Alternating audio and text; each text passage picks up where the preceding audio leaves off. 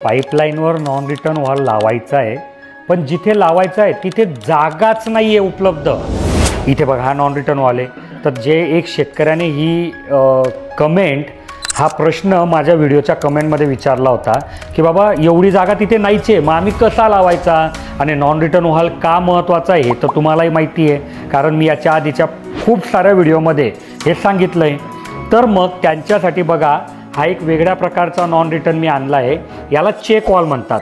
की बघा मोटरचं पाणी आलं तर हे त्याने जाऊ दिलं पुढे, पण उलटं पाणी आलं तर इथे अडवून घेतलं। इथे एक प्लेट आहे। तर हा जो नॉन रिटर्न वॉल आहे हा कसा लावायचा तर दोन फ्लॅंज घ्यायच्या आणि त्याच्यामध्ये याला फिट करायचं। तुम्ही जसे नटबोल्ट टाईट केले तर हा टाईट होऊन जातो। तर कमीत कमी जागेमध्ये म्हणजे बघा इथे ही जी फ्लॅंज आहे एवढ्या आणि इकडे एक फ्लॅंज इकडे एक फ्लॅंज, तर खूप कमीत कमी जागेमध्ये ह्या चेक वॉलचा किंवा ह्या चेक वॉल नॉन रिटर्नचा तुम्ही उपयोग करू शकतात।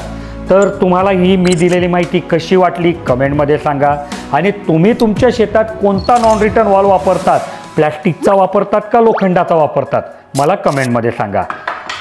धन्यवाद।